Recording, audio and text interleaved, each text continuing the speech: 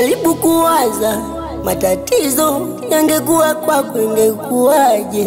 Hakuna nependa haya matatizo na yakikukuta nauma. Utasema kwa wapi Mungu, yamenizidia haya machungu. Tunaomba radhi tumechelewa kidogo kwa ndugu zetu wa Mgodechi, tunajua mmewahi kufika, lakini pia tuseme tu kwamba tunashukuru kwa mapokezi yenu.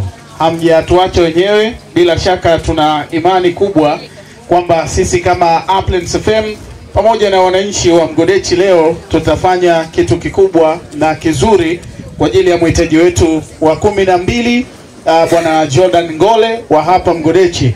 Kiupekee pia tunawashukuru wadau wetu ambao mmekuwa mkichangisha michango na nyinyi kwa mwitikio wenu na kujitokeza tena hapa leo. Naomba niwasalimie ndugu zangu wa Mgodechi na wote ambao tuko hapa Kamwene. Amen. Bwana Yesu asifiwe. Amina. Tumsifu Yesu Kristo. Amina. Mwana kondoo ameshinda. Tumfuate. Asalamu alaykum. Sisi kama Radio Uplands leo tuko hapa Mgodechi kwa ajili ya kuhitimisha kampeni yetu ya Tunaishi Nao kwa msimu huu wa 7 mwaka 2025 na kiwa ni mhitaji wetu wa 12. Na huu umekuwa ni utaratibu wetu kila mwaka kuwa tunawashika mkono wahitaji 12 kupitia kampeni hii ya Tunaishi Nao. Na kwa kuwa tuko hapa, naamini tunakwenda kuiandika historia kwa ndugu yetu Jordan Ngole, ambaye bila shaka atakuwa anajua kwamba umati huu umekuja kwa ajili yake, kwa kupitia kwake na familia yake na ndugu wote, jamaa na marafiki wa hapa Mgodechi. Tupo live kupitia 89.1 Uplands FM Radio.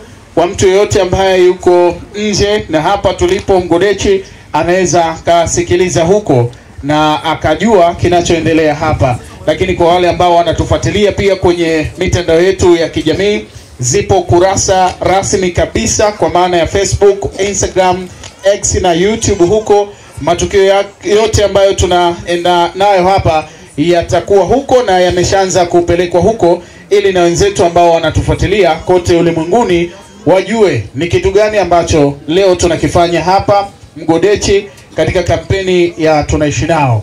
Tuko hapa maeneo ya Mgodechi Vijiweni kwa wale ambao sasa wanatufuatilia moja kwa moja kupitia 89.1.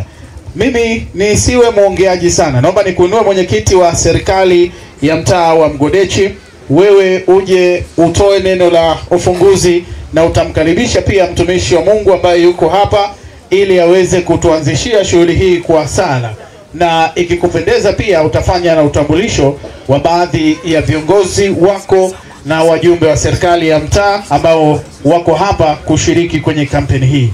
Karibu sana mwenyekiti.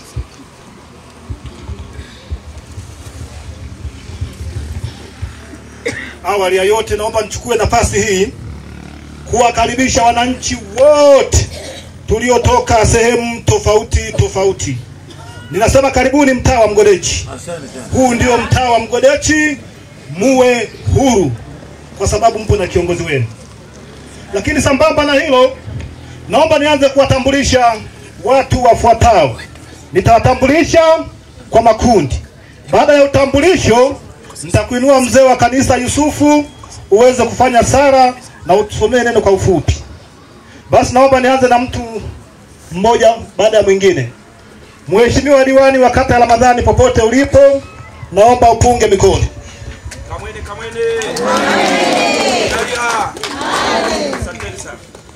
Basi baada ya hapo, wajumbe wa serikali ya mtaa wa Mgodechi popote mlipo, tunaomba mpunge mikono. Asante, tunawaona. Mabalozi wote wa mtaa wa Mgodechi popote mlipo, mabalozi punga mkono. Asante, tunawaona. Wakuu wa taasisi, shule za msingi, shule za sekondari, madhehebu yote kwa ujumla, kama mpo tunaomba mpunge mikono kwa umoja wenu.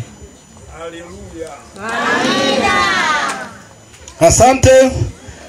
Wadau wote wale tuliowaandikia barua, tunaotoka mijini, tunatoka Mgodechi kwa ujumla, kwa umoja wenu na mpunge mikono. Wadau, asante sana. Tunawaheshimu, tunawapenda. Karibu tushirikiane kwa mambo yote atakayokuwepo. Baada ya hapo, naomba wananchi wote wa mtaa Mgodechi popote mlipo mpunge mikono, mpige makofi mengi mengi. Karibuni sana mtaa Mgodechi, tushirikiane. Basi baada ya hapo, naomba niseme kwamba, maana sitarudi tena hapo, naomba niseme hivi. Karibuni kwenye kampeni. Kampeni hii nimeifungua rasmi. Karibu tushirikiane kwa mambo yote ambayo yataongozwa na waratibu wetu wa kampeni wa Radio Upland FM. Asanteni sana. Sambamba na hilo, naomba nikuinue mzee wa kanisa uweze kufanya sala na uweze kutuambia neno kwa ufupi. Asante.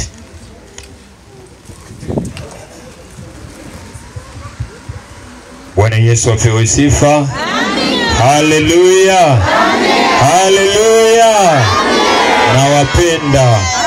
Mungu awabariki sana. Ni upendo mkuu wa Mungu wote kuwepo mahali hapa. Kama si upendo, hakuna mtu angeweza kuwepo mahali hapa. Kuna watu wametoka sehemu mbalimbali, ni kwa sababu ya upendo. Na upendo huo ndio Mungu aliyouagiza. Bwana Yesu apewe sifa. Amen. Amina. Nitaomba kwa ufupi hapo, nitasoma neno kwa ufupi. Tuombe. Asante Bwana Yesu, tunakushukuru Baba wa mbinguni kwa ajili ya mkutano huu na siku hii ya leo. Watoto wako Bwana wametoka sehemu mbalimbali Bwana, wamekusanyika ni kwa sababu ya kusudi moja tu ambalo Bwana Mungu liagiza, kusaidiana kuwapenda wahitaji. Bwana Yesu, tazama kila moja aliyepo mbele zako Bwana. Baba, umlinde, umtunze wakati wote wawapo mahali hapa Mfalme. Yesu Kristo, na yakabidhi yote mikononi mwako katika jina la Yesu Kristo ninaomba na kushukuru. Amina. Amina. Bwana Yesu apewe sifa. Amina. Nimesimama kwa niaba ya mchungaji. Mchungaji litakuwa wepo lakini amepata dharura kwa ajili ya majukumu mbalimbali. Amenituma. Bwana Yesu apewe sifa. Amina. Amina, mbarikiwe. Amina. Fungua Mathayo 25.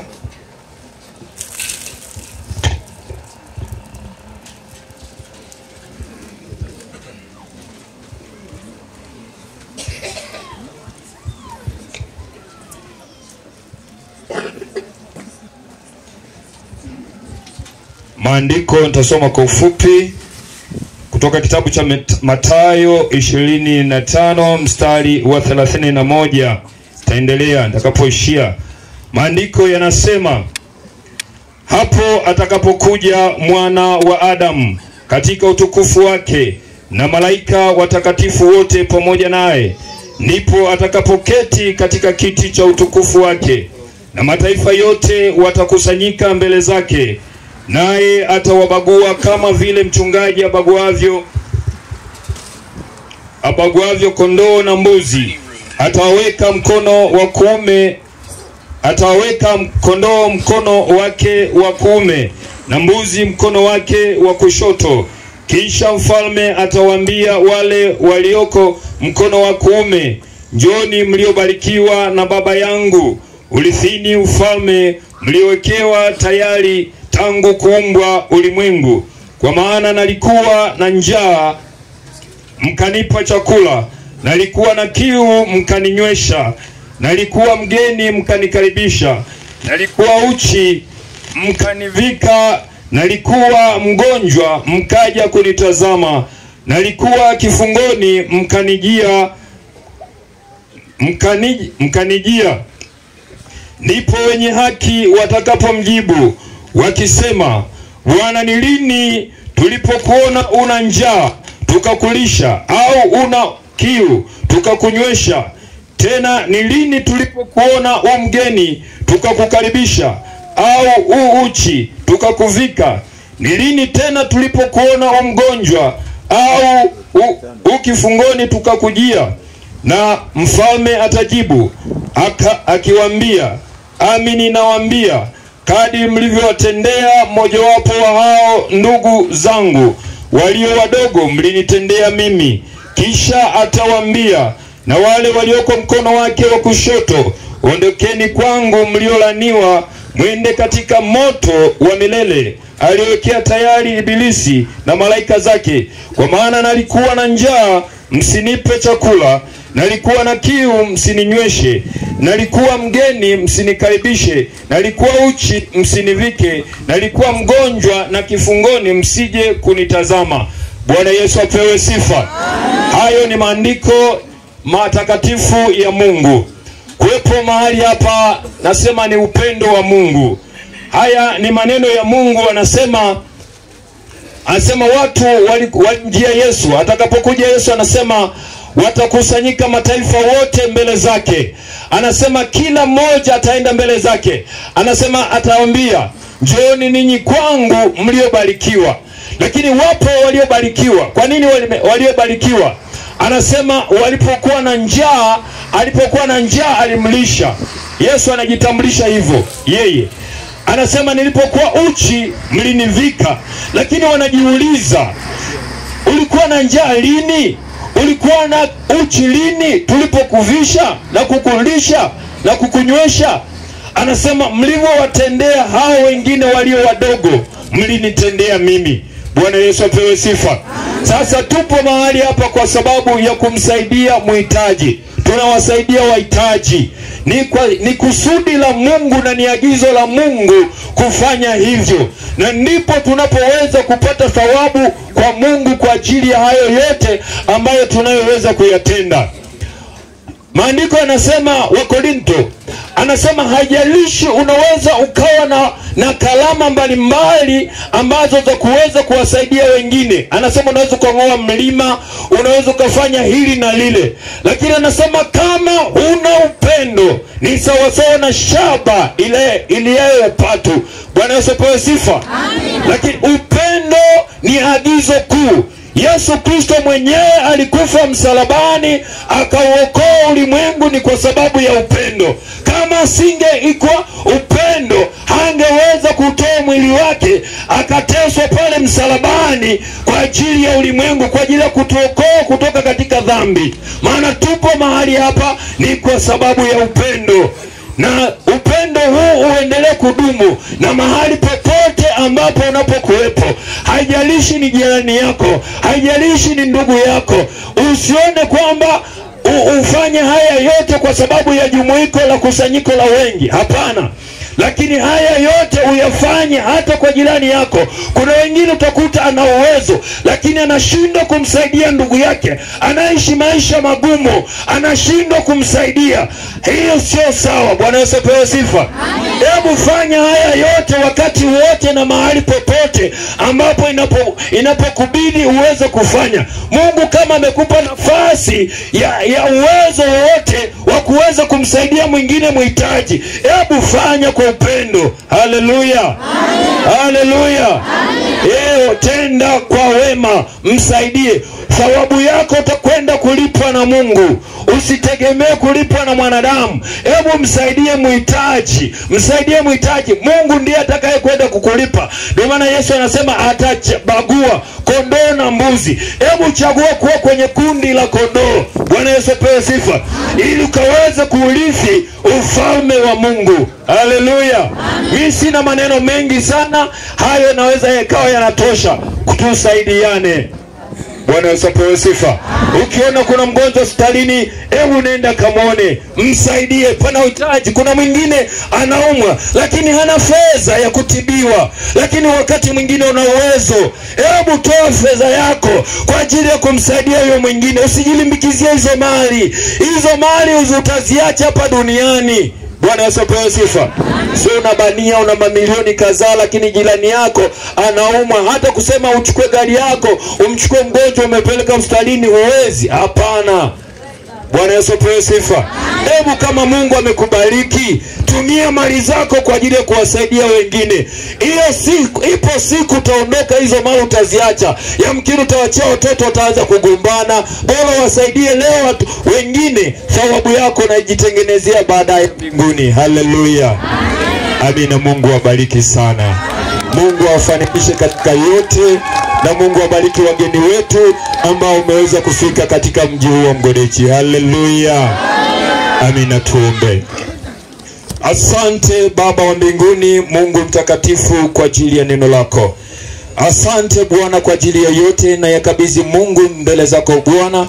Mungu fanikisha zoezi hili, kila mmoja afanye sawasawa na vile Bwana ulivyomfanikisha. Mfalme, asante kwa ajili ya viongozi wote ambao Bwana uliwapa maono haya kwa ajili ya kuwasaidia wahitaji. Mfalme, ukawape hekima na maarifa na uwezo na nguvu, zaidi ya yote ukawape maisha marefu Mungu katika utumishi wao. Baba, haya yote nayaweka mikononi mwako katika jina la Yesu Kristo. Baba, ninaomba na kushukuru. Amina. Amina. Amina. Tunakushukuru pia mwenyekiti pamoja na mtumishi wa Mungu kwa kutuanzishia shughuli hii kwa ibada fupi ama kwa sala, na sasa tuko huru kwa sababu serikali imetamka, lakini pia Mungu yuko hapa kutuongoza kupitia kwa mtumishi wa Mungu. Ubarikiwe sana. Kwa sasa naomba niwatambulishe baadhi ya wafanyakazi wa Apple FM ambao leo wako hapa. Tuko wengi ila ni wachache ambao tumekuja kuungana na ninyi wananchi wa Mgodechi kwa ajili ya kampeni ya Tunaishi Nao. Niombe staff wa Appens popote pale mlipo msogee mbele yangu ama mbele ya meza kuu ili tuweze kufahamiana vizuri na wananchi wa Mgodechi. Mimi ninayezungumza majina yangu ni Elia Chungwa, ni meneja wa vipindi na maudhui Appens FM Radio, ni mwenyekiti wa kampeni ya Tunaishi Nao, na kwenye vipindi mnanisikia zaidi kwenye vipindi vya michezo Sports Power saa 4 mpaka saa 7 mchana Jumatatu mpaka Ijumaa. Sports Line ni saa 2 mpaka saa 3 usiku kila siku Jumatatu mpaka Jumatatu, lakini pia na wasomeni habari ya saa 2 kamili asubuhi. Kushoto kwangu anaitwa Ephraim Donald maarufu kama mkemia mkuu wa mikeka. Yeye ni mchambuzi wa masuala ya michezo kwenye vipindi vya michezo Apples FM. Kipindi cha michezo ni Sports Power, kinaanza saa 4 mpaka saa 7 mchana, lakini pia kuna kipindi cha Sports Line kinaanza saa 2 mpaka saa 3 kamili usiku. Naomba wapungie mkono watu wa Mgodechi. Anayefuata anaitwa Shiraz George maarufu kama Masai Mtukazi, ni mtangazaji na mwandishi wa habari Apples FM. Anasikika kwenye kipindi cha asubuhi leo saa 12 mpaka saa 4 asubuhi, lakini pia anasikika kwenye kipindi cha The Bench saa 10 mpaka saa 1 usiku kila siku Jumatatu Ijumaa, na weekend anasikika kwenye Kali za Kale saa 4 mpaka saa 6 usiku. Anasikika pia kwenye kipindi cha Flashback kinachoanza saa 8 mpaka saa 10 siku ya Jumamosi. Wasalimie watu wa Mgodechi.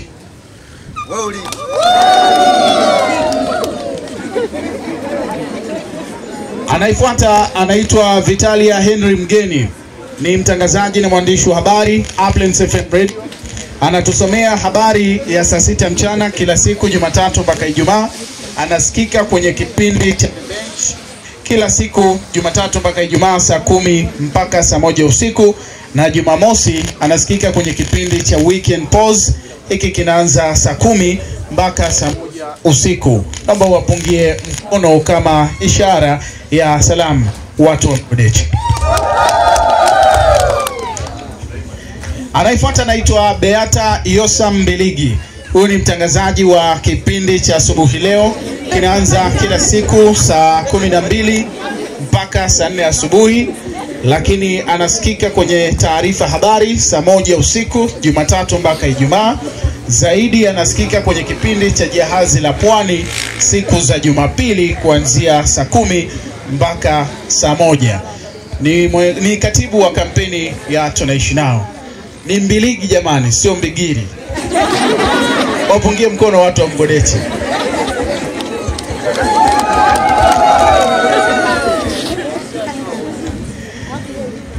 Anaifuata anaitwa Daima Frank. Ni mtangazaji na mwandishi wa habari Apples FM. Ni mhariri msaidizi kutoka kwenye dawati la habari. Anasikika kwenye kipindi cha Sauti ya Watoto kila siku za Jumamosi saa 3 mpaka saa 4. Pia anasikika kwenye kipindi cha Sayari ya Upako kila Jumapili saa 12 mpaka saa 4 asubuhi. Naomba wasalimie watu wa Mgodechi. Anayefuata kaka yangu anaitwa Sam Kihombo. Jina lake la kazi ni kichwa cha kazi. Huyu ni mwandishi wa habari na mtangazaji Uplands FM, hasa kwenye masuala ya habari za biashara na uchumi. Lakini huyu bwana pia ndiye ambaye anafanya kipindi cha Night Show siku za weekendi, Ijumaa mpaka Jumatatu. Naomba wasalimie watu wa Mgodechi. Huyu anaitwa Edina Nyaruga, ni mtangazaji na mwandishi wa habari Uplands FM, na hasa kwenye eneo la kuandika habari, na ndio maana tuko naye hapa kwa ajili ya kuchukua habari zetu leo kuzipeleka Uplands FM. Naomba wasalimie watu wa Mgodechi.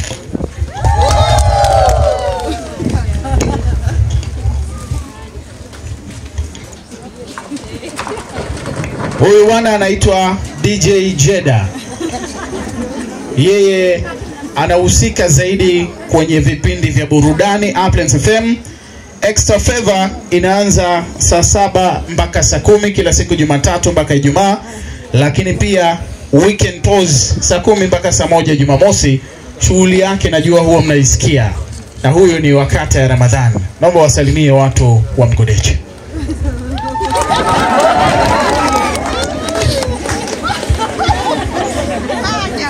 Anayefuata kaka yangu anaitwa Nimrod Mgoe. Jina lake la kazi ni Gito Bwaksi. Huyu ndiye mtangazaji wa kipindi cha burudani Extra Favor, kinaanza saa 7 mpaka saa 10, lakini weekend ana kipindi kinaitwa Ladha ya Kusini, kinaanza saa 4 mpaka saa 8 mchana.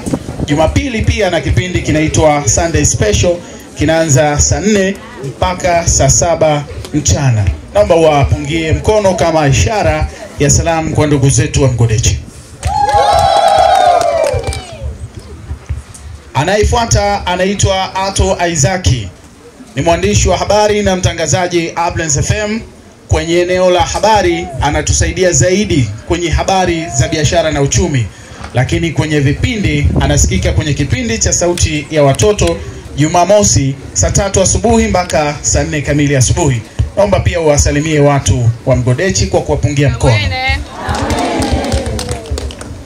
Anaifuata anaitwa Nobi Swale. Yeye ni mratibu wa shughuli za kiutawala Uplands FM. Naomba wasalimie watu wa Mgodechi. Jamani kamwene. Amen. Na ongereni pia kwa kuwa wengi.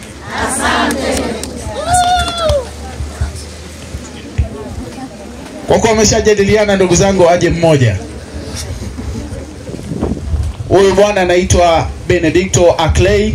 Huyu ni mkuu wa idara ya digital. Nikisema digital, yeye ndio ambaye anahusika zaidi na maudhui ya mtandaoni, na ndio kazi ambayo anaendelea kuifanya hapa. Huyu bwana pia ni producer, na kama unahitaji kupata mziki mzuri, iwe ni wa injili au namna yoyote ile, unaweza kumpata kwa urahisi zaidi ukifika kwetu Uplands FM. Naomba wasalimie watu wa Mgodechi. Kamwene. Anayefuata ni Luka Mgaya. Jina lake la kazi DJ Luka Show. Huyu ni mkuu wa idara ya muziki Uplands FM, lakini pia mnasikia kazi zake kwenye vipindi mbalimbali. Hapa leo ndiye ambaye fundi mitambo wetu anayetufanya sisi tuwe na matangazo ya moja kwa moja kutokea hapa Mgodechi kwenda kwa wasikilizaji wetu kupitia 89.1, lakini pia anatusaidia kwenye eneo la digital. Naomba wasalimie watu wa Mgodechi. Najua kwenye timu yangu amebaki mtu mmoja ambaye ni maskini jeuri 94 kwa jina la kazi. Yeye anaitwa Fikirini Ngailo. Atakuja kuwasalimia baadaye kwa sababu yeye ni mratibu wa kampeni, na atakuja kuzungumza kile ambacho tumekibeba leo kwa nafasi ambayo yuko nayo. Lakini pia najua mmeliona kundi kubwa kwa eneo langu. Mimi naomba nitambue uwepo wa mwenyekiti wa kijiji cha Imalinyi. Popote pale ulipo, naomba usimame wapungie mkono watu wa Mgodechi. Inawezekana katika sehemu zote tulizopita, huyu ndio kiongozi pekee ambaye sasa anaishi kampeni ya Tunaishi Nao, sio kwa kuratibu michango kwenye eneo lake, bali na yeye kusimama kwenda kuwasaidia wananchi wa maeneo mengine. Na ndio maana sisi tunamchukulia sasa kama ni mwanafamilia wa redio yetu Uplands FM, na tunakushukuru sana. Baada ya kusema hayo, hao ni sehemu tu ya wafanyakazi wa Uplands FM, lakini tupo wengi kwa sababu ya majukumu mengine yanapaswa kuendelea. Naomba niishie hapo, na kwa sasa naomba nikukaribishe afisa mtendaji wa kijiji wa mtaa huu wa Mgodechi, uje utupe taarifa ya michango ambayo imeratibiwa na serikali ya mtaa wa Mgodechi, na wananchi hawa wa Mgodechi na wasikilizaji wetu kwa ujumla wafahamu kile ambacho kimekusanywa ama wamekichangia kwa ajili ya ndugu yao Jordan. Jamani kamwene. Ndasoma michango kama ilivyokusanywa. Ndaanza kwa mabalozi. Balozi Joni amekusanya 1,06,900. Jailo Liweli amekusanya 1,89,500. Geoffrey Mtweve amekusanya 1,18,000. Wilson Mchito amekusanya 48,000. Gerald Ngande amekusanya 1,40,500. Alumano Ngande amekusanya 1,42,000. Nicholas Ngande amekusanya 61,000. Doad Ngande amekusanya 1,33,900. Wadau mbalimbali. Felista Kilasi amechangia 20,000, Bosco Ndendia 50,000, Emmanuel Mwalongo 10,000, Pius Ngande 10,000, Mapebasi 5,000, Patrick Mwalongo 30,000, Modestus Ngande 5,000, Anet Ngande 50,000, Johnny Bosco Ngailo 50,000, Zawadi Mgaya 15,000, Ima Kiule 20,000, Rufina Ndendia 20,000, Wilbert Kiule 100,000, Elasto Mtweve 30,000, Elasto Kaogo 15,000. Afisa misitu yuko Ulembwe pale 100,000. Wianzi 20,000, Nziku 20,000, Elebet Ngande 15,000, Atilio Ilomo 5,000, Paulo Ngande 20,000, Gerard Ngande 10,000, Ditram Ngande 30,000, Ana Ndendia 10,000, Edita Kilumile 10,000, Mtanga 100,000, Isa Mchito 50,000, Chesco Kaogo 50,000, Gerard Kiwale 20,000, Rajabu Maswali 10,000, Rufina Ndendia 15,000. Naendelea na wadau wao. Yusta Mgaya 20,000, Obedi Mligo 20,000, Bariki Longo 20,000, Sila Mligo 20,000, Mwasayo Ngailo 50,000, Loden Ngailo 20,000, Lozi Msangawala 10,000, Baraka Duka 10,000, Josephat Ngailo 20,000, Jenta Ngande 20,000, Joni Ngande 30,000, Amina Ilomo 50,000, Kenneth Ndendia 100,000, Menard Ngande 10,000, Menas Kiwale 30,000, Zefania Kinyozi 20,000, Ferdinand Ngande 15,000, Oden Kiwale 10,000, Nesbo Ngande 20,000, Lautel Ngailo 20,000, Abasi Mgaya 60,000. Taasisi mbalimbali. Sovelo shule ya msingi 50,000, EAGT Mgodechi 30,500, Alasi Mgodechi 117,000, Sauti Kuu ya Mungu 20,000, Kanisa la KKT Mgodechi 43,300, Calvary Assemblies of God Mgodechi 40,000, TAG Mgodechi 10,000. Vikundi mbalimbali. Wajasiriamali Mgodechi wamechangia 82,800. Kikundi cha Mfanjo Parachichi 50,000. Maafisa wa usafirishaji 155,000. Umoja wa vijana Mgodechi 135,000. Kamati ya maafa Mgodechi 50,000. Kwa hiyo tukijumlisha michango yote hao watu waliotoa tumpata shilingi milioni 3 ambayo ndio itakabidhiwa leo kwa mlengwa wetu.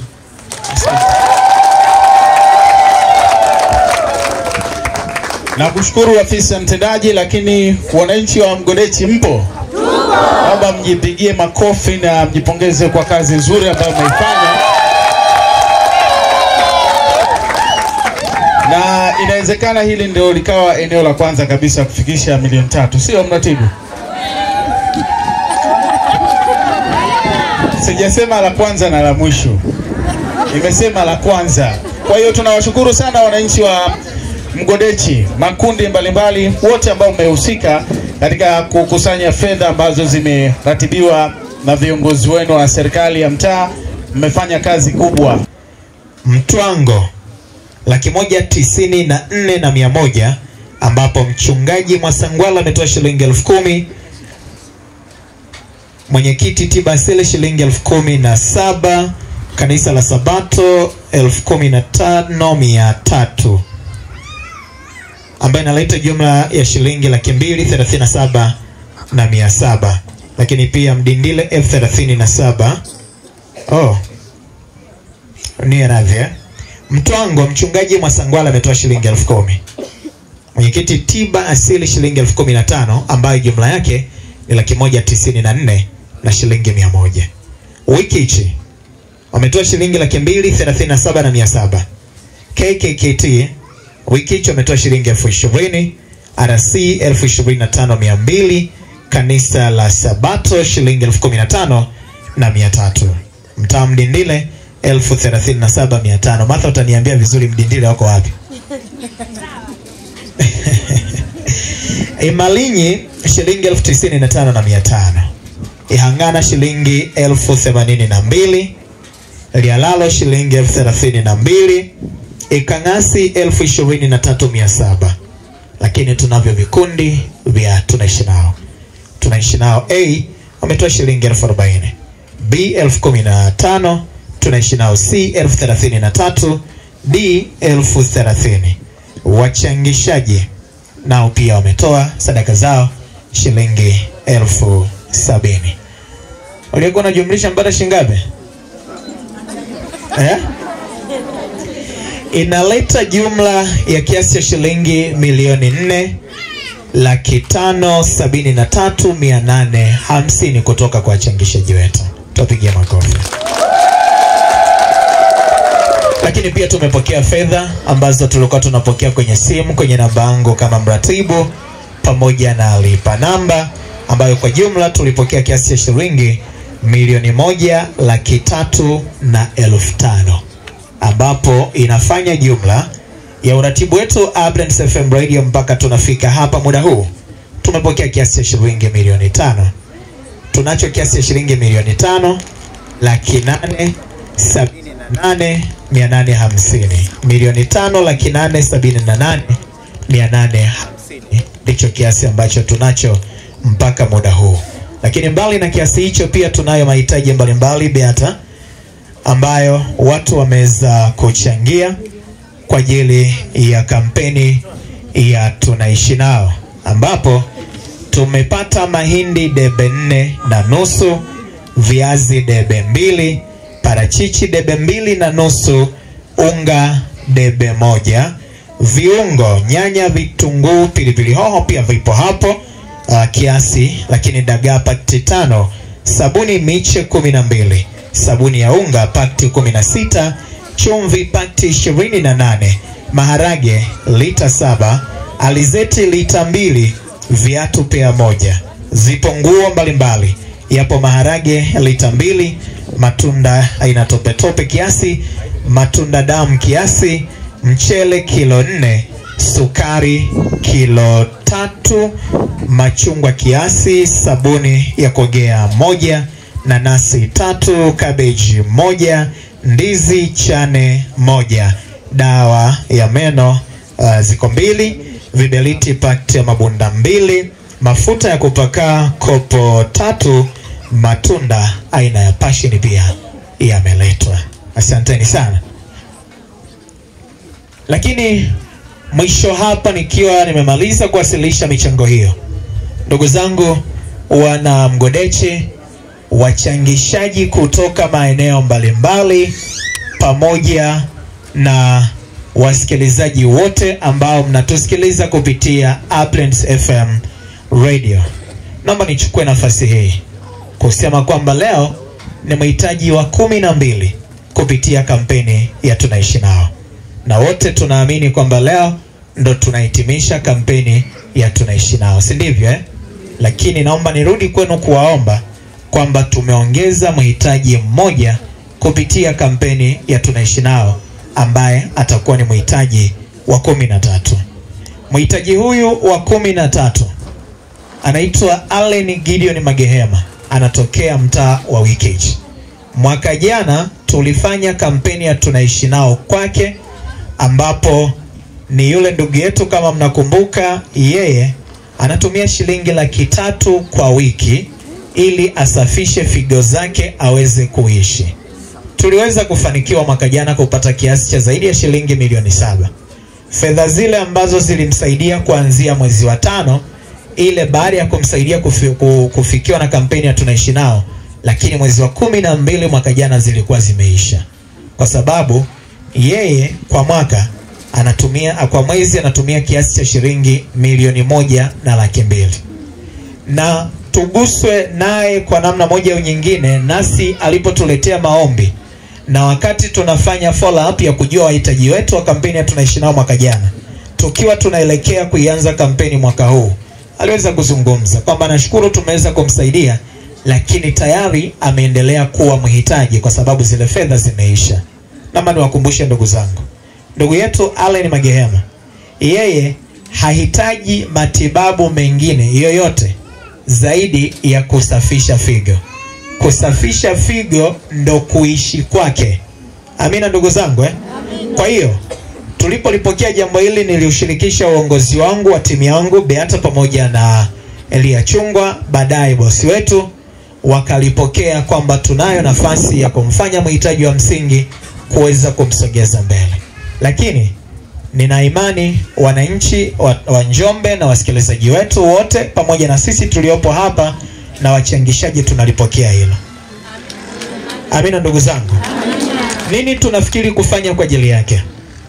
Ambacho tunafikiri kufanya kwa ajili yake, tunatamani tutumie nguvu kubwa sana tuweze kuchangisha michango ambayo itamtosha mwaka mzima. Tunataraji tufanye kampeni kubwa kwake, tuhakikishe tunapata kiasi cha shilingi milioni 15.6. Hiyo ni fedha ambayo itamsaidia kusafisha figo kwa mwaka mzima. Naomba tuanze kufikiri sisi wote ambao tunasikiliza radio kutoka maeneo mbalimbali, sisi tuliopo hapa, kwamba sisi tunatakiwa tuwe ni kusudi la yule Bwana kuishi. Sisi tunatakiwa tuwe ni kusudi la yule Bwana kuishi. Nakumbuka wakati unafikiri juu ya milioni 1.2 ya kila mwezi ambayo anaitumia kwa ajili ya kusafisha figo, fikiri kwamba ana mwaka wa 8 akitumia fedha hizo kila mwezi. Amina ndugu zangu Kwa hiyo kwa haraka unaweza kujua ni ametumia kiasi gani mpaka hapo ambapo ameweza kufikia. Ni ombi letu kwenu wana Njombe na wadau kwa ajili ya kuweza kumsaidia huyu ndugu yetu ili aendelee kuishi, aendelee kuiona nuru, akiendelea kusafisha figo zake. Mungu abarikini sana na asanteni kwa kunisikiliza. Nakushukuru sana mratibu wa kampeni, lakini tunawashukuru pia wananchi wachangishaji. Mmelipokea hilo la 13? Unajua mkipokea nyinyi wananchi maeneo yote wanakuwa wamepokea. Nyinyi mkisema hamjapokea, hata wana Mgodechi watasema hawajapokea. Si ndio jamani Kwa hiyo tunawashukuru, lakini pia tunawashukuru kwa hatua nzuri ambayo tumeifikia kwa michango ambayo tumepata leo. Mwenyekiti alitutambulisha hapa kwamba yuko mheshimiwa diwani, na sisi tunamtambua kama mgeni wetu maalum. Tunajua huwa tunakuwa na utaratibu wa kapu la nyumbani, na yeye pia atakuja kuzungumza baadaye na kisha kutuongozea kapu la nyumbani. Lakini nitambue pia uwepo wa ndugu yangu Erasto Ngole, mdau mkubwa kabisa wa Radio Uplands, naye yupo hapa, atapata nafasi ya kuzungumza machache baadaye, lakini na nafasi ya kuja kuwasilisha mchango wake kwa sababu ni mwenzetu, na hususan kwenye kampeni za Tunaishi Nao amekuwa ni mwanafamilia mkubwa. Niombe sasa nikulete mheshimiwa diwani, uje uzungumze machache na wale ambao wanatusikiliza, uje uzungumze machache na wananchi waliopo hapa kwa ajili tu ya maneno mazuri ya bwana Jordan Ngole, ili tuhakikishe pia naye anarudi kwenye hali yake ya kawaida, walau kupata ahueni. Karibu sana. Mgodechi oye! Tumsifu Yesu Kristo. Bwana Yesu asifiwe. Amina. Salamu alaykum. Naomba niwasalimu kwa jina la Jamhuri ya Muungano wa Tanzania. Asante sana. Mwenyekiti wa serikali ya mtaa, mratibu wa Upland au mratibu wa tunaishi nao, watumishi wote wa Upland, wananchi wa Mgodechi, wadau wote wa tunaishi nao, ndugu jamaa na marafiki popote mlipo, naomba niseme kamwene sana. Kamwene. Mwidaliha. Naomba nichukue nafasi hii kwanza kabisa kushukuru sana redio yetu pendwa, Radio Upland, kwa utaratibu mzuri walioweka kwa ajili ya kushirikisha wananchi mbalimbali, kwa wale wadau wenzetu ambao wanakuwa wana uhitaji wa kuweza kupata matibabu au huduma mbalimbali za kijamii, hasa afya zetu. Lakini nikushukuru sana mratibu wa tunaishi nao, hongera sana. Mungu akubariki. Mungu akubariki sana, kwa sababu ubunifu wako ndio uliopelekea kuokoa maisha ya watu wengi ambao wameokolewa kwa kupata fedha au kupata msaada kwa ajili ya kipindi hiki cha tunaishi nao. Lakini ndugu zangu, mtumishi wa Mungu pale alisema, alihubiri, nadhani alimaliza kwa ajili ya sadaka pekee ambayo tunakuja kuitoa kwa ajili ya mwenzetu huyu mgonjwa Jordan Ngole ambaye ameumwa muda mrefu. Na bahati mbaya sana, ukiumwa, ukipata shida ya afya, ujue mambo mengi yanasimama. Huwezi kwenda kuzalisha, huwezi kusomesha, huwezi kufanya nini. Bahati mbaya na ndugu zako wote wanakuwa wanakuangalia wewe. Kwa hiyo niwashukuru sana wananchi kuja hapa, kuja kusapoti tukio hili la kumchangia mwenzetu Jordan Ngole aweze kwenda kupata matibabu. Mungu awabariki sana. Lakini kwa kuwa ni sadaka ya pekee na Mungu ndivyo anavyotaka, mimi niombe pamoja na haya yote yaliyosemwa, michango yote iliyokusanywa, basi ile michango ya kapu, basi nitaomba kila mtu alichonacho tuweze kutoa kwa wingi, tuweze kusapoti mwenzetu aweze kwenda kutibiwa. Ni kijana wetu, ndugu yetu, tunafahamiana naye, tunamfahamu. Kama si yeye basi wazazi wake tumeishi nao, ndugu jamaa na marafiki tulioko hapa. Nitaomba sana tujitoe kwa moyo, tutoe sadaka. Mimi huwa naamini hii ndio sadaka yenyewe ya kumtoa, kumlenga mtu mwenyewe moja kwa moja. Ni sadaka kabisa inayoenda kumlenga, kwa sababu unakwenda kugusa maisha yake. Kwa hiyo niombe sana ndugu zangu, upendo tulioonyesha kuja hapa, kuja pamoja na hali ya hewa iliyopo, tumevumilia na tunaendelea kuvumilia. Hali ya hewa si nzuri, lakini tunaendelea kuvumilia ili kuweza kutimiza azma yetu ya kumchangia mwenzetu aweze kwenda kutibiwa.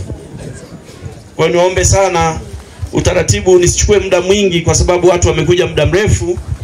Waratibu wa kapu lile, kama inawezekana, tuone tunaanzaje, tuweze kuanzisha mchango wa kapu, tuweze kuendelea na utaratibu. Na naanza, si ndio? Kapu lipo, lisogee huku mbele.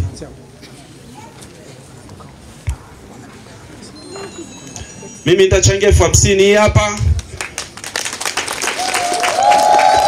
Niombe na wengine wote, lakini ili kuokoa muda, kama hamtajali, wakati fulani kwenye misiba, unajua watu wengine wanaweza kaona tabu kuja hapa mbele.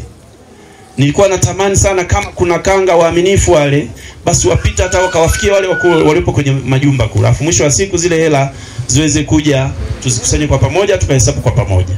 Sijui waratibu, naomba muendeshe hilo zoezi. Lakini kabla, nilitamani kwamba tuongee jumla. Nimuite Ngole, Erasto Ngole, uje kwa ndugu yangu, uje uzungumze. Tutakapokuwa tunaanza, tuanze moja kwa moja, tumalize moja kwa moja, tukusanye michango ya pamoja ili tuweze kupata hii kapu, tuone tunafanyaje. Basi karibu sana ndugu yangu, uzungumze mawili na wananchi hawa. Karibu sana, hapa ni Mgodechi, najua unapafahamu wewe ni mwenyeji, lakini tuna ndugu yetu yule kijana anaitwa Jordan Ngole, huyo anaitwa Erasto Ngole.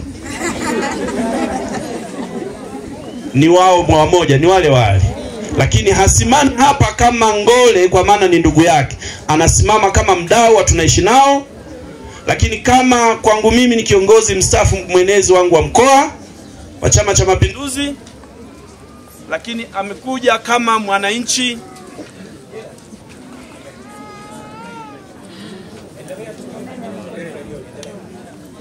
Amekuja kama mwananchi kwa sababu yeye pia ni mwekezaji kwa hapa Mgodechi. Ni mwekezaji hapa Mgodechi, kwa hiyo ni mwananchi mwenzetu. Kwa hiyo tuondoe ile Ngole kwa maana ni Ngole, lakini yeye kama mdau wa tunaishi nao. Kwa hiyo niombe sana nimkaribisha aongee mawili matatu kwa ajili ya kututia moyo, kutuunga mkono kwa ajili ya ndugu yetu, kijana wetu, mtoto wetu ambaye ana changamoto ya kiafya. Karibu sana. Tumsifu Yesu Kristo. Mheshimiwa diwani wa kata ya Ramadhani, Mheshimiwa mwenyekiti wa mtaa wa Ramadhani, waheshimiwa sana wakurugenzi wa Apres FM Radio, waheshimiwa watumishi wa Mungu, waheshimiwa mabibi na mabwana, asalamu alaykum. Tumsifu Yesu Kristo. Kwa majina naitwa Erasto Gaspar Ngole. Natokea mtaa wa Itulike Amani, kata ya Ramadhani. Mimi ni mdau wa Apres kwenye haya matukio ya tunaishi nao.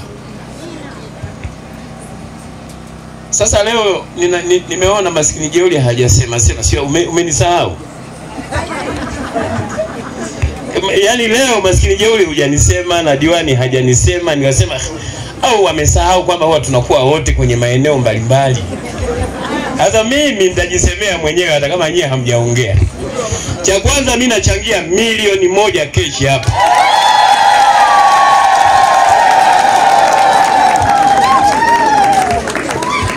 Milioni ngapi jamani? 1.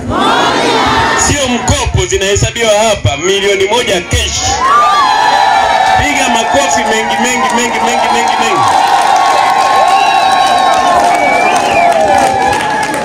Tunataka tunapoanza kushughulika na mgonjwa kusiwe na maswali. Kama tumeamua mgonjwa apone na apone kweli. Hapo vipi?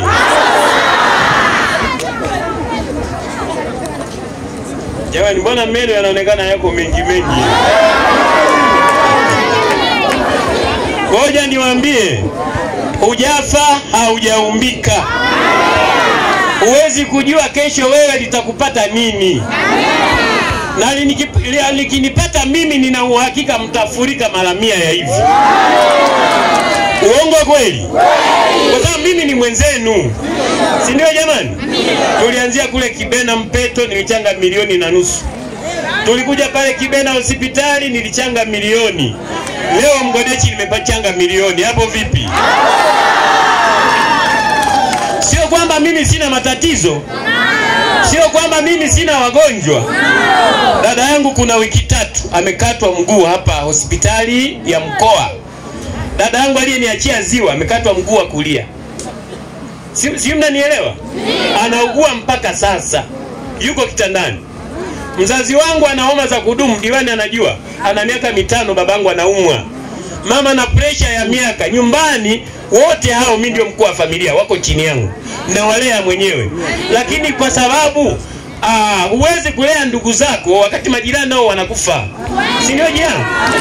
Ndio maana nimesema leo kule nyumbani nitapunguza budget kidogo ili tuweze kusaidia na huyu mhitaji wa nje.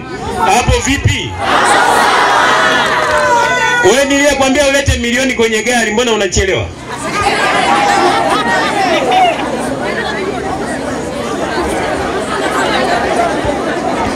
Nenda kufuata kwenye gari. I say, leta hiyo hela bwana.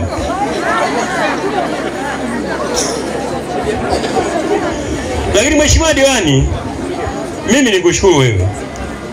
Nikushukuru kwa sababu umekuja kuungana na wananchi umekuja na kuungana na wananchi pamoja na mwenyekiti, na hili ni eneo lako, umekubali tuwawezeshe wagonjwa ili waweze kupata nafuu. Lakini pia nikushukuru mwenyekiti, wewe ndio uliyenialika, ulinipa barua na dada mmoja hapo. Hii dogo ni 500,000, hii sio milioni. Umehesabu? Wewe kalete na zote hapa. Fanya hapo. Nikushukuru mwenyekiti. Na sijachanga shilingi milioni 1 kwa sababu ni Ngole anayeumwa. Na mimi nilikuwa sijui kama anayeumwa ni Ngole. Hata barua ambayo ulinipa mwenyekiti mimi sikuisoma. Ila uliniambia tu kuna tukio la tunaishi nao. Kwa sababu tunaishi nao ni sehemu ya familia yangu. Mimi nimekuja kufika hapa nimeona mnamtaja Ngole. Sasa ni lazima niende nikamuone nyumbani. Sawa jamani? Lazima nikamuone nyumbani ili nimuone na huyo malkia wa nguvu. Kwa maana ya mke wake. Ni kweli akina mama sio wote wana moyo wa kulea wanaume wakiwa na matatizo. Yani sisi tunapenda tukiwa wazima. Ikiingia misi kidogo unaona mama ametafuta mlango wa kutokea. Lakini mama naye vumilia shida na raha, huyo ni lazima tumpe pongezi zake. Si ndio jamani? Kwa hiyo tumpigie makofi mengi sana huyo malkia wa nguvu. Lakini pia mratibu umesema kuna shughuli nyingine wiki hii. Yaani hata kama niko Uingereza, hiyo shughuli lazima nitachangia. Tachangia kwa sababu vinginevyo labda niwe naumwa au kwa kuna kitu ambacho kimenitatiza. Kama Mungu anatupa afya, basi ni lazima hiyo tuchangie. Kweli umeenda kuleta hela zote. Jamani, hii hapa 500,000 na hii hapa 500,000. Kutoa ni moyo na sio utajiri. Sawa jamani? Kutoa ni moyo na sio utajiri. Kama ningetaka matangazo ningeenda kununua mabia huko tukanywa na watu nikajitangaza. Nimekuja hapa kwa ajili ya mgonjwa. Na isitafsirike vinginevyo. Na hamwezi kutafsiri hivyo kwa sababu nimeanza siku nyingi. Uongo kweli jamani? Mimi sipendi niwe na maneno mengi mheshimiwa diwani. Hapa tumekuja kwa ajili ya michango tu. Lakini Bosco nikushukuru. Bosco Nendia amenipigia simu asubuhi kwamba bwana, leo tuna shughuli hapa Mgodechi, kuna mgonjwa yuko katika mazingira magumu. Nilipanga kuja na 500,000. Aliyesababisha iwe milioni ni yeye. Nikieni makofi. Simama bwana Bosco wakuone pia. Huyo. Tumeongea kama dakika 3 hivi. Yeye ni rafiki yangu. Amefafanua mgonjwa ilivyo na nini nikasema sawa, nitakuja. Lakini maneno yake yale yamenichoma, yamefanya nitoe sadaka mara 2 ya ile niliyofikiria. Mwenyezi Mungu awabariki sana. Asanteni kwa kunisikiliza na nitakuwa ninaaga naondoka kwa sababu mambo ni mengi. Asante sana, naomba nikabidhi kipaza sauti.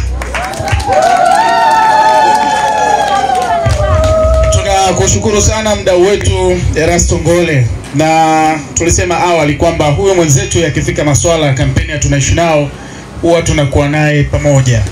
Mnaokumbuka mwaka jana pale Wikichi na mnaokumbuka mwaka jana pale Kibena, yeye ndo alikuwa mwenyeji wetu ama mgeni wetu rasmi kwenye ufunguzi wa kampeni ya mwaka 2025. Sisi tupo na wewe bana. Wakati huu kabla sijamkaribisha mkurugenzi mtendaji wa Uplands FM kwa sababu yuko hapa na yeye aweze kuzungumza machache juu ya kampeni ya tunaishi nao na pengine awape salamu wasikilizaji wetu, wadau na wananchi wote ambao mpo hapa Mgodechi, naomba niweke sawa taarifa ya ndugu zetu kutoka Nole. Wao wametuchangia 31,600, lakini kwa ndugu zetu wa Njomlole wao hawakuleta 100,000 na 1,000 kama ilivyosemwa awali, ni 100,000 na 10,000. Na ndugu zetu wa Mawindi kwenye michango ambayo wameileta ya shilingi 100,000, shilingi 13,000 imetoka kwenye kanisa la KKKT pale Mawindi. Nimeona niweke taarifa hizi vizuri ili ndugu zetu wasiende kupata matatizo kwa maana ya wachangishaji. Sasa hii vita naomba niache wamalizane wenyewe. Mimi nafasi hii ilikuwa ni ya mkurugenzi. Bwana Ngole, mkurugenzi ndio huyo hapo, muendelee. Lakini mkumbuke kwamba tupo live. Bwana Yesu asifiwe. Amen. Unajua, ngoja niwaambie. Mimi si mnaniona leo hivi mzima. Nikiwa hivi hamuwezi kusema sifa zangu. Ila nikifa ndio utaona akina Bosco wale wanakuja na karatasi nyingi sana kule nyumbani zenye sifa. Ila nikiwa mzima hawasemi. Sasa mimi hiyo tabia sina. Mtu sifa zake tunampa akiwa hai na yeye ajue. Sasa huyu ndio mkurugenzi wa Radio Upland.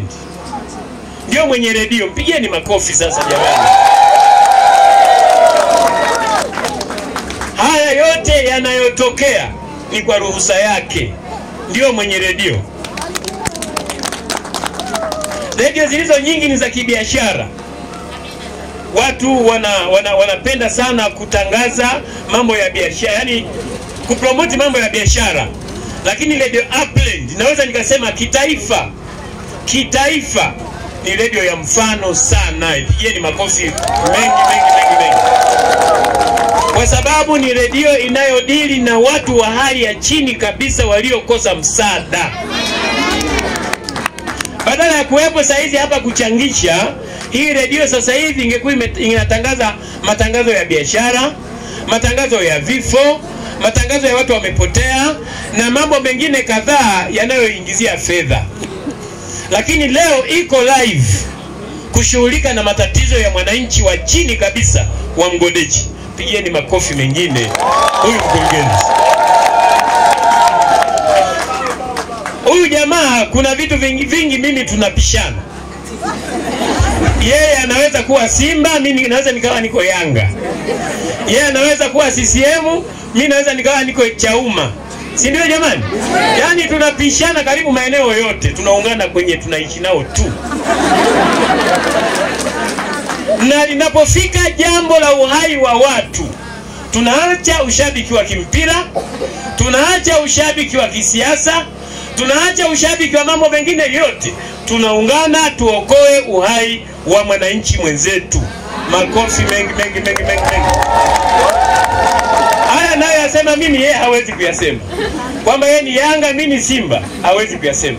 Lakini sisi tunajuana. Lakini kwenye jambo la maslahi ya wananchi, huyu jamaa yuko vizuri sana. Na ni mtetezi wa watu. Yuko tayari yeye apate madhara, lakini watu wengi wafanye nini? Wapone. Mungu wa mbinguni akubariki sana mheshimiwa mkurugenzi wa Upland. Nimeona niyaseme haya ukiwa mzima. Sio haya uanze tunakuzika, anasema mkurugenzi wa Shikamoo Parachichi ana salamu. Ndio nianze kulihutubia kaburi hiyo biashara, mimi sinaga. Sawa jamani? Na kama kuna mtu huko mimi nimewahi kumtendea mazuri, unisifiage nikiwa mzima. Si mnanielewa? Mkurugenzi nakushukuru. Asante sana.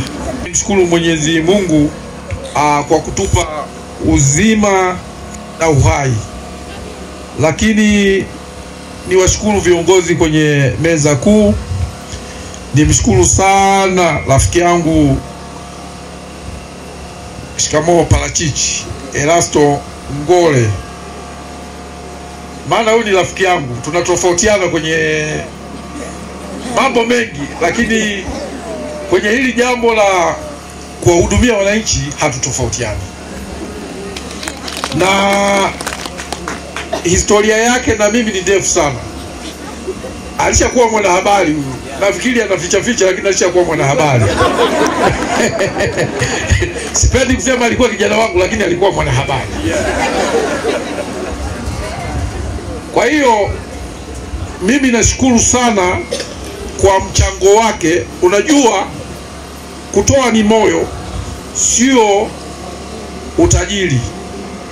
Kama mtu anaweza kumchangia mgonjwa kila siku kama anavyofanya Erasto Ngole, mkurugenzi wa Shikamoo Parachichi, halafu ukishaona mtu ameajiri watu, tayari anaanza kupata thawabu kwa Mungu, kwa sababu kuna watu wako nyuma yake wanamtegemea na familia zao. Naomba mpigie makofi. Kwa hiyo kama alivyosema yeye mwenyewe kwamba tunapishana kwa mambo fulani fulani. Tunapishana. Mimi naitwa Humphrey, yeye anaitwa Erasto. Yeye ni tofauti ya kwanza. Kwa hiyo tunapishana. Kwa hiyo mimi nikushukuru sana. Asante sana, na tunakuomba kama tutakuwa na mdau mwingine kama ilivyotangazwa, tunaomba ushiriki, na wengine wote tunaomba washiriki. Asante sana.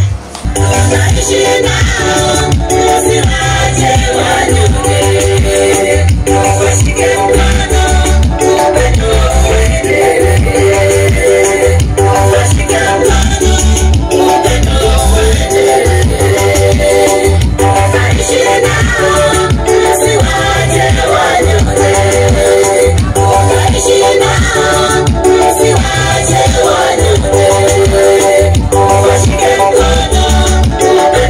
uendelee.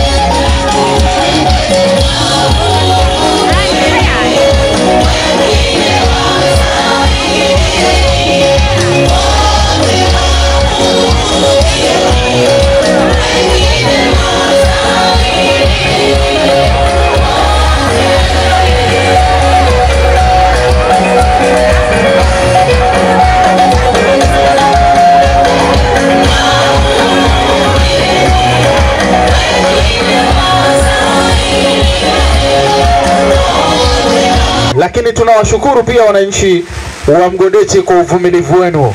Ingekuwa ni pahala pengine mngekuwa mshatutelekeza muda mrefu, lakini bado tupo wote, na bila shaka tulichokipata ni kwa ajili ya wote.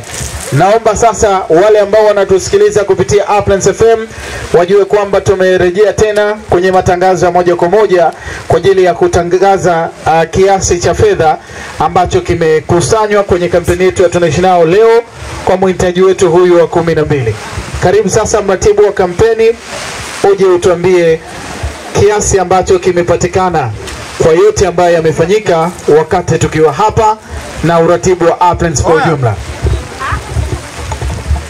Ndugu zangu, poleni na hongereni, maana mvua imekuwa ya kwetu, jua la kwetu, lakini hii yote ni katika kuhakikisha jambo linaenda vizuri na mpendo wetu anaenda hospitali. Naomba nirejee mwanzo. Itoa michango. Serikali ya mtaa Mgodechi walikuwa na kiasi cha shilingi milioni 3, lakini limepatikana ongezeko la shilingi 215,000. Kwa maana hiyo Mgodechi kama serikali ni shilingi milioni 3,215,000.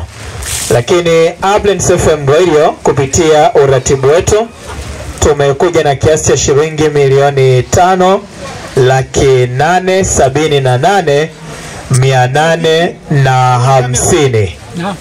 Lakini pia Mheshimiwa Diwani alitoa kiasi cha shilingi 50,000.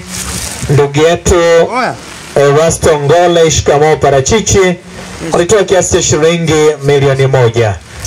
FNX 12 Music nafikiri mnamfahamu kutoka Ramadhani, lakini ameshiriki nasi hapa leo, ametoa kiasi cha shilingi 20,000. Erasto Mbembate kutoka Ramadhani naye mnamfahamu, shilingi 50,000. Lakini tuliweka kapu hapa, kila mmoja aweze kupita kutoa kila alichojaliwa kwa nacho. Tumeweza kupata kiasi cha shilingi 556,700. Wamekuja wanaume wametoa shilingi 51,150, wanawake shilingi 80,750. Mapokezi ya kampeni tunaishi nao. Hayo makofi ni mnawapigia waume zenu waliowapa hela au mnajipigia nyinyi wenyewe mliotoa? Mnawapigia waume zenu waliowapa hizo hela? Haya, asante, mbarikiwe sana. Lakini mapokezi ya kampeni ya tunaishi nao Mgodechi ni shilingi 50,000. Mashabiki wa Simba wametoa shilingi 79,400. Wananchi 51,400. Wakati wa mashabiki wa Yesu shilingi 43,800. Inayofanya jumla ya fedha iliyokusanywa hapa tukiwa hapa kufikia kiasi cha shilingi 938,250, ambapo jumla kuu ya fedha zote ambazo tumezipata mpaka muda huu ni kiasi cha shilingi milioni 11,082,100. Tumeweza kukusanya kiasi cha shilingi milioni 11,082,000 na shilingi 100. Mungu abarikeni ninyi nyote ambao mmenyosha mikono yenu kwa ajili ya kumtolea ndugu yetu Jordan ambaye anaenda hospitali. Kilichobaki ni kumfanyia maombi na kumwombea kuhakikisha fedha hizi zinaenda kumsaidia na anaenda kupona kwenye matibabu. Asanteni na Mungu abarikeni sana.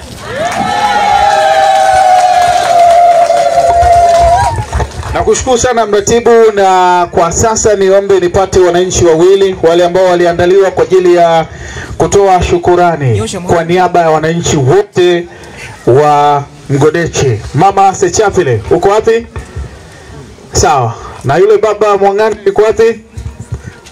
Nawashukuru sana. Basi natamani wana Mgodechi wote mseme, lakini hawa wachache watatuwakilisha kwa kile kilichofanyika hapa. Karibu sana. Asante kwa kupewa nafasi. Kwa majina naitwa Rehema William Chapire. Napenda kusema kwamba kwa niaba ya wananchi, kwanza napenda kusema asante kwa ajili ya redio iliyoweza kufika katika mtaa wa Mgodechi, kata ya Ramadhani. Tunawashukuruni sana sana sana kwa jicho ambalo umeweza kuona katika mtaa wa Mgodechi.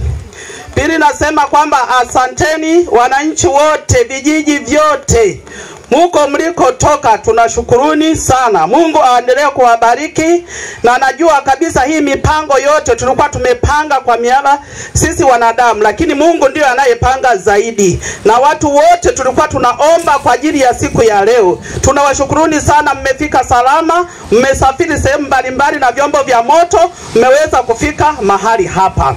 Kwa jambo lingine nataka niseme kwamba wananchi wote kwa ujumla tuwe na kanuni ya utoaji. Tutoe kwa ajili ya kuwasaidia wenzetu ambao wanashindwa kwenda hospitalini. Na tuendelee kutoa, na mhitaji ambaye mwingine ametajwa wiki linalokuja tuendelee kujitolea hivyo hivyo. Tunapoendelea kujitolea ndipo tunapoendelea kubarikiwa na kazi zetu zingine na familia zetu. Ninawashukuruni sana kwa miaba ya wananchi wote na kwa miaba ya wamama wote. Asanteni sana.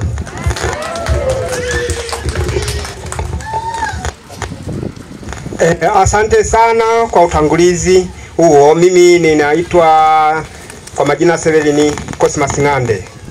Kwa hiyo ninapenda kushukuru wananchi wote kwa jambo hili ambalo tumelifanya leo kumsaidia kijana wetu Jordan Ngole.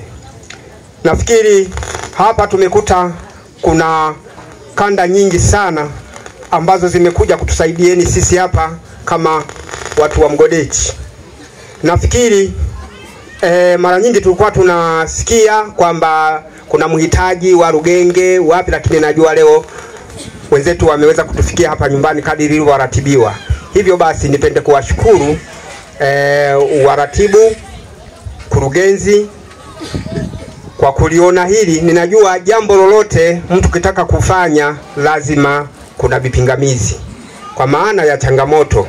Nafikiri jambo haliwezi kufanikiwa kiurahisi tu. Ninajua kabisa changamoto zipo, ingawa hawajatuambia wamekumbana na changamoto zipi, lakini kupitia mafanikio basi ndicho kilichopelekea kwamba mpaka tumefikia hatua hii. Nafikiri tulio wengi hivyo tunaweza kufunguka ili tuone tumetoka wapi tunakwenda wapi. Kama alivyozungumza mjumbe mmoja akasema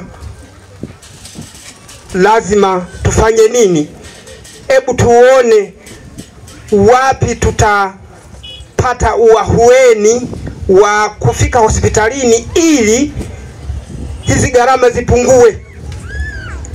Nafikiri hiyo kitu ni muhimu sana, nikinukuu kwamba gharama zinaweza zikapungua kupitia hatujazielewa vizuri kitu ambacho wenzetu wanatuambia, hasa wale wanaohusika na mambo ya hospitalini. Tulio wengi hatujui kiundani zaidi, lakini hebu tuwe tayari kufanya nini? Kufanya utaratibu ili tujue kwamba tutafanya nini ili tujiokoe na jahazi hili hapa. Maana vinginevyo tutazidi kutafuta pesa, halafu tutasema tunafanikisha hili, kumbe wagonjwa wa mfumo huu wako wengi, basi tutazidi kupoteza familia nyingi kupitia gharama zinakuwa kubwa. Hivyo basi niseme tu kwa kifupi kwamba nipende kuwashukuru sana ndugu zetu wa Aprensi Radio. Najua kwa sasa kijana wetu ataondoka, ataenda kutibiwa bila mashaka yoyote. Nafikiri sisi mpaka sasa tulikuwa tumeshakata tamaa kwamba sasa tufanye nini. Basi nishukuru sana kwa niaba ya wazazi wenzangu, niseme asanteni sana. Basi hata hiyo inayofuata, hiyo ya wiki hii, nafikiri tutakuwa pamoja. Niseme asanteni sana. Tunakushukuru sana mzee wetu, na tunakushukuru pia mama. Sasa mhitaji wetu tunafahamu kwamba kama mlivyotangaziwa ama kama tulivyosikia taarifa zake, katika hali mbaya kidogo na pengine tunatamani kumuona, ila kwa kuwa yuko hapa mke wake, yuko hapa mama mzazi, nadhani wao ndio ambao watashukuru kwa niaba yake kwa kuwa hata matangazo wao walikuwa hiyo ili kuhakikisha kwamba tunamshika mkono. Sasa naomba nikulete mama uzungumze na Watanzania wanaotusikiliza na umati huu waliopo hapa.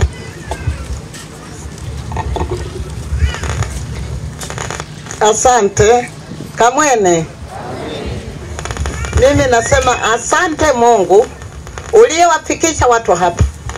Kwa kweli mimi nasema ninawashukuru Radio ya Friends na waongozi wote, na kushukuru Mungu kwa kuwaleta watu hawa toka nchi mbalimbali, sehemu mbalimbali, na washukuru viongozi wote wa hapa, viongozi toka sehemu mbalimbali, na ninashukuru makanisa yote, uongozi wote na wote mliotoka mbali. Mungu awafunike kwa damu ya Yesu. Radio Friends awafunike kwa damu ya Yesu. Watu wote mliofika hapa muweze kufika salama. Asanteni Mungu. Karibuni sana Mgodechi.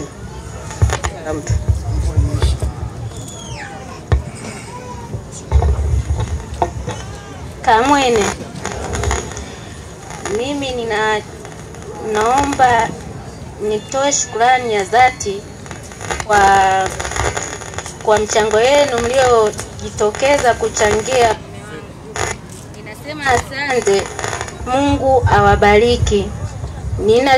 Ninasema asante hata viongozi wote waliopo mahali hapa. Ninasema asante, Mungu awabariki. Asante. Asante sana, na tunawapa pole, lakini kwa sasa tunawafariji kwa sababu tunajua kiasi kilichopatikana kitaenda kumwinua ndugu yetu na atakwenda hospitali. Kilichobaki kwetu sisi wengine ambao tumetoa fedha na tumechanga michango yetu, tuendelee kusimama na hawa ndugu zetu ili wapate wakati mzuri wa kwenda kupata matibabu maeneo mbalimbali ambayo yataweza kumfanya Jordan aweze kurejea kwenye hali yake ya kawaida. Sasa naomba nikulete mwenyekiti wa serikali ya mtaa wa Mgodechi, na wewe pia uje ushukuru kwa niaba ya wananchi wako na viongozi wenzio wote ambao leo tumekuwa pamoja hapa kwenye eneo lako, kwa uratibu ambao umeufanya mpaka mnapata michango, na kwa uvumilivu wao ambao mpaka sasa tupo nao. Na kisha utamwinua mtumishi wa Mungu aweze kutuhitimishia shughuli hii kwa sala. Karibu sana mwenyekiti.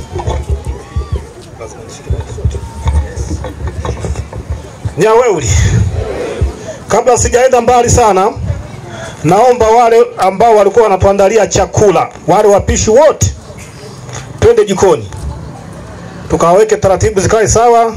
Si baada ya kutoka hapo tunakuja moja kwa moja. Wale wapishi wote tunaomba tuelekee jikoni. Na kabla sijahairisha mkutano huu, kuna mtu mmoja anaitwa Anatoli Ngande ametoa 20,000, tumeshaiwasilisha kwa waratibu pale. Kwa tunaelekea mwisho, naomba niseme kwa niaba ya wananchi wa mtaa wa Mgodechi, tunawashukuru wageni wote pamoja na sisi wenyeji kwa juhudi zenu zote mlizozifanya. Tunajua leo ilikuwa ni siku ya kazi, kuna shughuli mbalimbali zinafanyika, lakini tumezihairisha. Tumekuja kumshika mkono ndugu yetu Jordan ili aende akapate matibabu. Kwa hiyo wananchi wote kwa ujumla tunawashukuru. Hii ni ishara tosha kwamba tunajua nini thamani ya upendo wetu.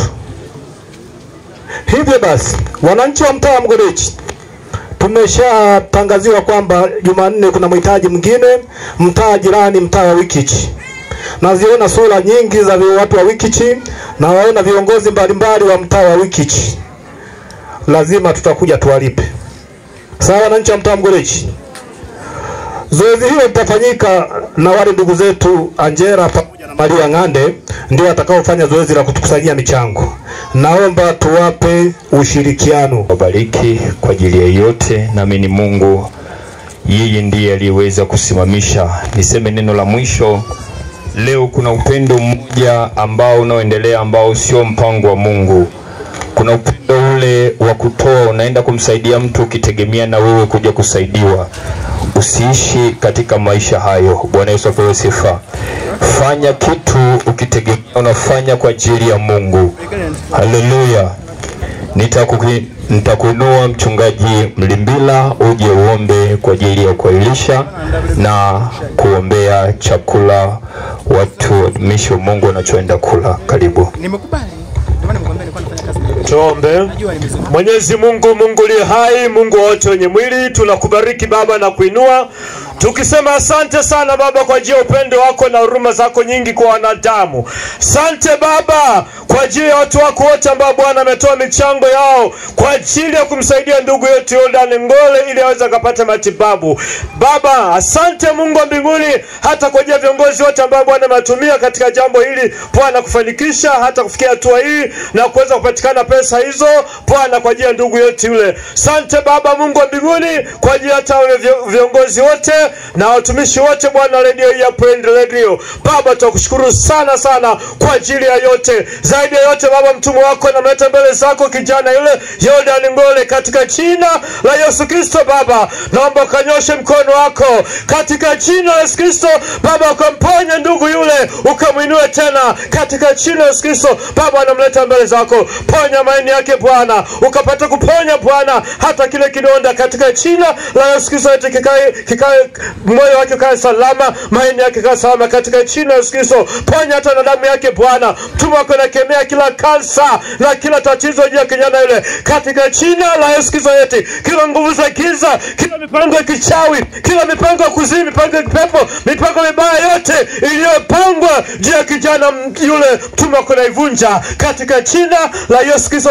Kapata kushindwa kijana na kupokea uponyaji Bwana, kiweka mikono mwako hata na hao madaktari na wahudumu wote ambao wataenda kumtumia yule, wataenda kumfanyia Bwana huduma za afya Bwana, akapate kutumia vizuri, ukapate kupatia maarifa katika jina la Yesu Kristo, hata ndugu yetu akapate kutegemea vema afya yake. Baba mtume wako ninawabariki watu wote ambao Bwana ametoa michango yao kwa ajili ya kumwinua ndugu yetu akapate afya tena katika jina la Yesu Kristo. Bariki wa baba, bariki wa mama, kaka, dada, bariki kila mmoja wetu Bwana, bariki ukamzidishie maradufu katika jina la Yesu Kristo. Ponya roho za watu wako, ponya na maisha yote ya watu wako. Bariki Bwana watu wako. Baba wewe ni Mungu mwenye upendo, ni Mungu mwenye huruma. Hata watu waenda kusafiri Bwana kwa vyombo mbalimbali wakirejea makwao Bwana, kasafisha salama na kufikisha salama katika jina la Yesu Kristo, na wakabidhi mikono mwako Bwana Mungu wa mbinguni. Bariki Mungu wa mbinguni hata chakula kilichoandaliwa, ukibariki afya ya wote watakao kwenda kushiriki katika jina la Yesu Kristo. Baba na bariki hata na watumishi wote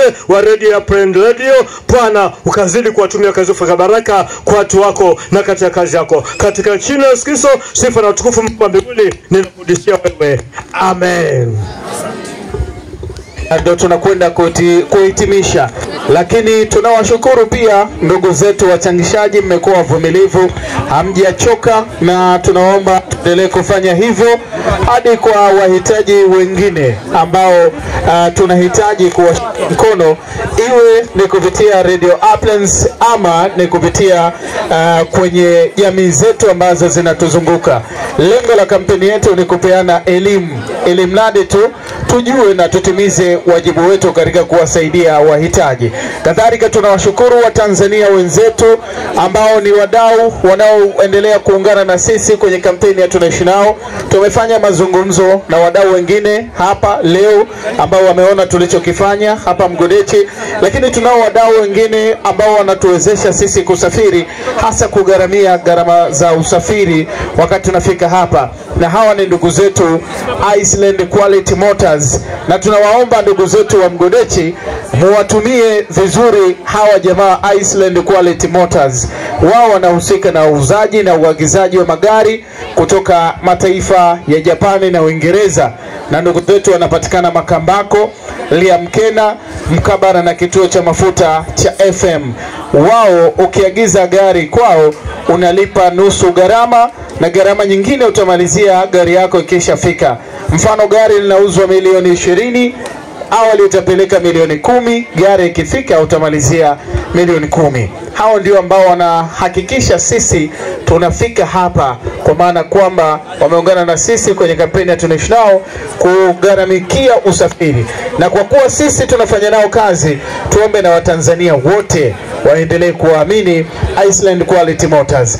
Leo usiku kupitia kipindi cha mapito yangu tutakuwa na sehemu ndogo tu ya hiki tulichokifanya hapa. Naomba tusikose kusikiliza Radio Uplands, na kesho kama tulivyotangaziwa juu ya mhitaji wetu wa kampeni zaidi, tutatoa ufafanuzi kwenye redio yetu, na tunaomba mtufuatilie kwenye vipindi vyote kadhalika na kwenye mitandao ya kijamii, ili tuhitimishe kwa pamoja na kwa mhitaji wetu wa mwisho ambaye sisi kama Uplands FM tunamlenga kama wanyongeza, kwa maana ya kwamba anatuhitaji sisi wa Tanzania. Na niwashukuru wote ambao walitenga muda wao kutusikiliza. Muda huu ndivyo ambavyo tunahitimisha matangazo haya moja kwa moja kutoka hapa Mgodechi. Niwatakie kila laheri ndugu zangu wa Mgodechi kwenye shughuli zenu za uzalishaji mali, iwe ni biashara na kadhalika, lakini tuombeane safari njema kwa ndugu zetu ambao wanasafiri kutoka maeneo mbalimbali. Asanteni sana.